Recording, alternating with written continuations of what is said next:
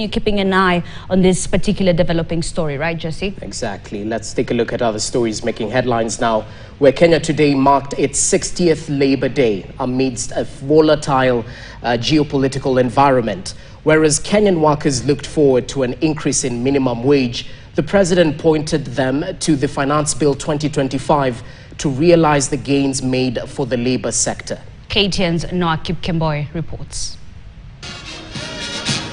Famed self-reliance in production is the key to economic growth. Kenya's 60th Labor Day saw a call by the labor sector for the nation to focus on manufacturing sector. Your Excellency, unless we are in producing, unless we are in manufacturing, unless we are attracting foreign exchange, our economy can hardly grow. Even though the Kenyan workforce was expecting an increase in the minimum wage, it arose that last year's increase of 6% had not been fully implemented. When we agreed to enhance pay by 6% last year, there ensued a debate, and some of the employers have not implemented the 6% we agreed on last year.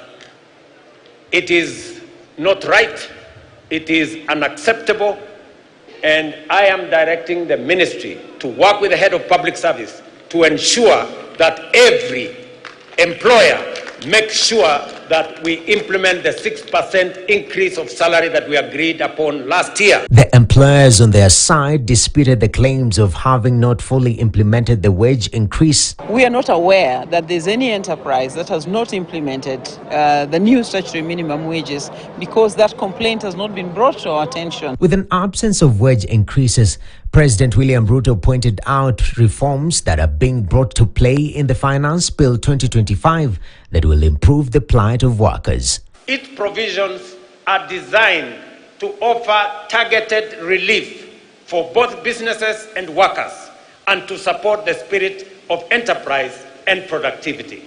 Notably, to improve workers' take-home pay, employers will now be required to apply eligible tax relief and exemptions directly when calculating pay as you earn, a significant shift from the current system where such reliefs can only be claimed from Kenya Revenue Authority. To align national policies to international labor standards, the pending International Labour Organization Conventions 189 that promotes decent work for domestic workers and 190 that eliminates harassment at work will be ratified. I get a lot of reports in my office about sexual harassment.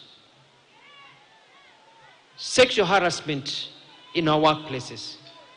Nataka kuambia Wakenya kwamba mrembo akiandikwa, our sister, our children, our daughters, akiandikwa kazi, usianze kumpangia, unaanza kumnyemelea.